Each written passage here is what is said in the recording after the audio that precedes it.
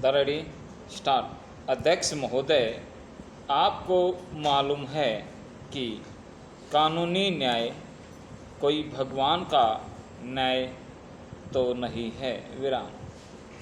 आदमी से गलती हो जाती है, कोमा इंसान गलती कर सकता है। विराम। इसके अलावा आपको मालूम है कि इस देश में आजकल अदालतों का क्या हाल है। विराम। इसमें गरीब आदमी को न्याय नहीं मिल सकता, क्योंकि उसके पास वकीलों के लिए और सफाई पेश करने के लिए पैसा नहीं होता।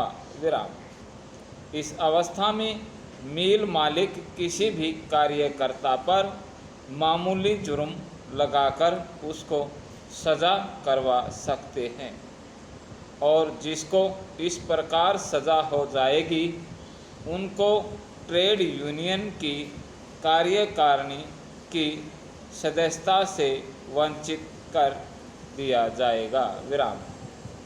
पैरा। फिर इसमें सज़ा की कोई अवधि भी नहीं दी गई है। विराम। चाहे उसे 2 दिन की सज़ा हो जाए या 5 वर्ष की सज़ा हो जाए, परिणाम एक ही होगा। विराम। इस अवस्था में के कारण ईमानदार आदमियों को संगठन से आसानी से अलग किया जा सकेगा। विराम। उधर वालों को तो इसमें सज़ा हो ही नहीं सकती। विराम।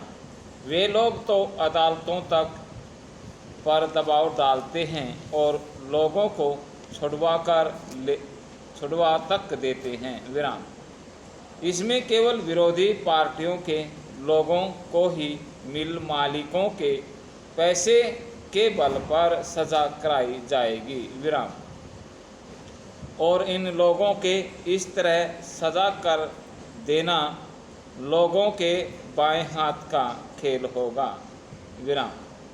चाहे वे अपराधी हो या न हो। विराम। इसलिए मेरी मंत्री महोदय से प्रार्थना है कि इस बिल को वापस ले लें और मज़दूरों को इस बात का अवसर दें कि जो आदमी दरअसल उनके हित में काम करता है उसे वह चुने और अपनी कार्यकारिणी में रखे। विराम। आपको मज़दूरों पर विश्वास होना चाहिए कि वे रद्दी आदमी को नहीं चुनेंगे। विराम। इसलिए मेरी प्रार्थना है कि इस बिल को वापस लिया जाए और जिसको मज़दूर उचित समझें उनको उसे चुनने का मौका दिया जाए। विराम। ऐसा न करना उनके साथ अन्याय होगा। विराम। पैरा। इसलिए माननीय मंत्री जी से मेरा साग्रह निवेदन है कि वह इस बिल में नैतिक पतन की एक निश्चित परिभाषा रखे और जो भी व्यक्ति कोमा चाहे वह मिल मालिक हो और चाहे राजनीतिक, चाहे मजदूर हो और चाहे किसान या औद्योगिक मजदूर हो, उसके अधीन पकड़ा जाए उसके खिलाफ नैतिक पतन साबित होगा। पूर्ण विराम। वह परिभाषा सबके लिए बराबर होनी चाहिए। पूर्ण विराम। और मैं समझता हूँ कि नैतिक पतन की कोई न कोई निश्चित परिभाषा होनी ही चाहिए। विराम समाप्त।